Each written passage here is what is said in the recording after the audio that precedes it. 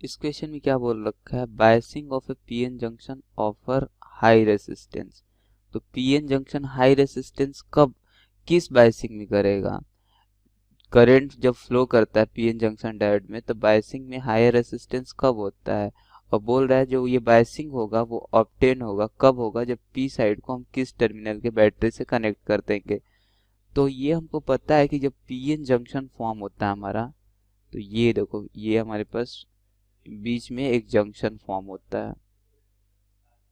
तो ये जो जंक्शन है, एक्चुअली जंक्शन इस तरीके से नहीं फॉर्म होता है, इस जंक्शन के आसपास हमारे पास एक वो फॉर्म होता है जिसको हम पोटेंशियल बैरियर बोलते हैं।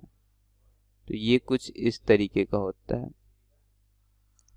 तो ये जो बैरियर होता है ये हमारा किसके इक्वल होता है, वी नॉट के इक्वल होता है।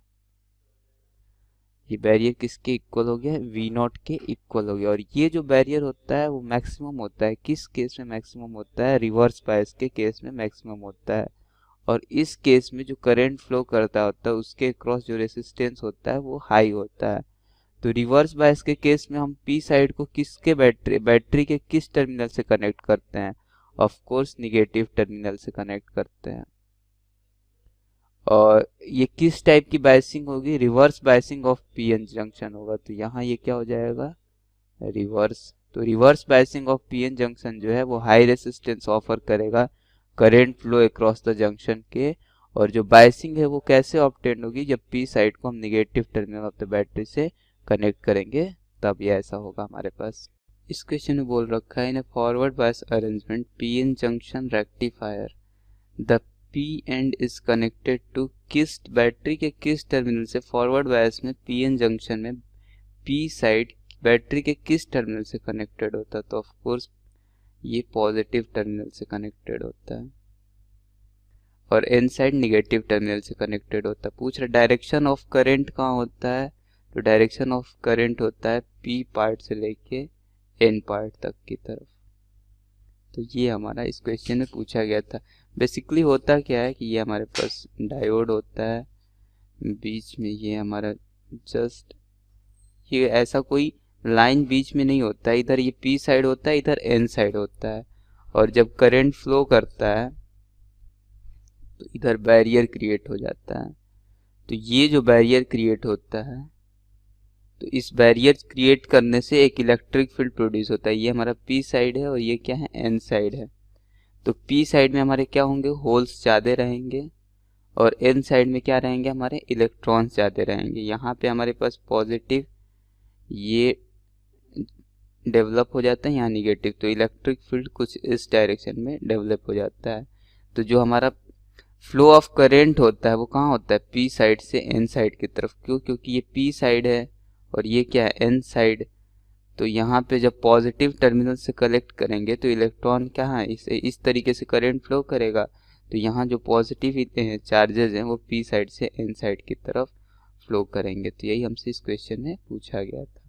इस क्वेश्चन में बोल रखा है कि for a diode the variation of its anode current with the anode voltage at two different cathode temperature. तो दो डिफरेंट टेम्परेचर है T1 और T2, उस पे करंट वर्सेस वोल्टेज का ग्राफ ये दे रखा है किसी डायोड के केस में।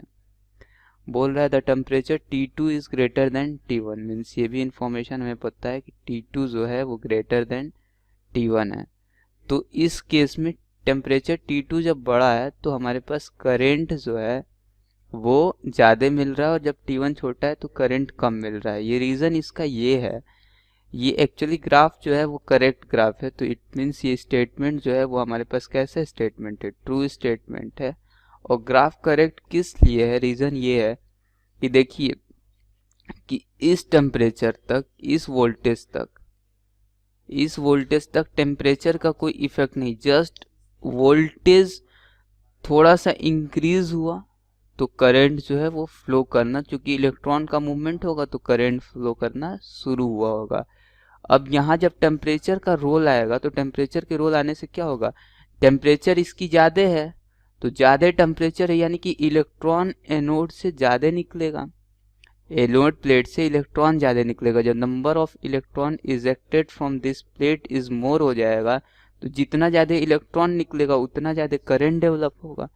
करंट एक्चुअली क्या होता है, इलेक्ट्रॉन का किसी एक पर्टिकुलर डायरेक्शन में मूवमेंट, उसी को हम बोलते हैं कि moving charge can create current. तो मूविंग चार्ज की वजह से करंट डेवलप होता है।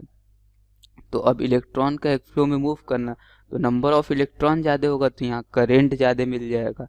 टेम्परेचर T1 कम है तो यहाँ नंबर ऑफ इलेक्ट्रॉन T2 के कंपेरिजन में कम मिलेगा, तो यहाँ करंट थोड़ा कम आएगा।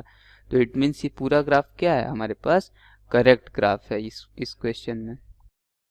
इस क्वेश्चन में हमारे पास एक ट्रायोड है जिसका plate characteristic is in the form of parallel line दे रखा है। ये ग्रिड वोल्टेज दे रखा है, ट्रायोड है तो ऑफ कोर्स ग्रिड होगा, एनोड कैथोड होगा। तो ग्रिड वोल्टेज जो दे रखा है वो -1 वोल्ट है, और एनोड करंट उस केस में I जो है वो एक एक्सप्रेशन के फॉर्म में दे रखा है। जब ग्रिड वोल्टेज -3 वोल्ट है तब जो हमारा एनोड वोल्टेज है वो 300 वोल्ट है। किस एनोड वोल्टेज पे grid voltage at a current at anode voltage, तो उस केस में एनोड वोल्टेज का जो करंट है, एनोड वोल्टेज पे जो करंट है वो है हमारे पास 5 मिली एम्पियर एक्चुअली हिंदी।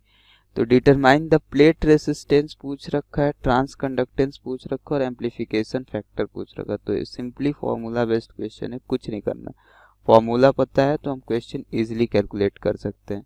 तो जो एक्सप्रेशन दे रखा है हमको वो क्या दे रखा है, I is equal to 0.125 volt minus 7.5। It means that यहाँ से DI क्या लिख सकते हैं, DI हो जाएगा हमारे पास 0.125 dV। तो dV बाई DI क्या हो जाएगा हमारे पास, dV बाई DI हो जाएगा हमारे पास 1/0.125। तो ये हमारा रेडियस हो जाएगा R, और इसकी वैल्यू आ जाएगी रेसिस्टेंस। फर्स्ट केस में ये पूछा है ना, डिटरमाइन द प्लेट रेसिस्टेंस, तो RP की वैल्यू आ जाएगी 8 मिली ओम। तो RP हमारे पास क्या आ जाएगा, 8 मिली ओम। तो ये तो पार्ट कैलकुलेट कर लिया। अब सेकंड में क्या पूछ रखा है कि ट्रांस कंडक्टेंस क्या होगा। तो ट्रांस कंडक्टेंस हमारे पास क्या हो जाएगा, ZM हमको निकालना है। तो ZM transconductance is equal to, देखो करेंट जो है वो कहाँ से कहाँ तक चेंज हो रहा है।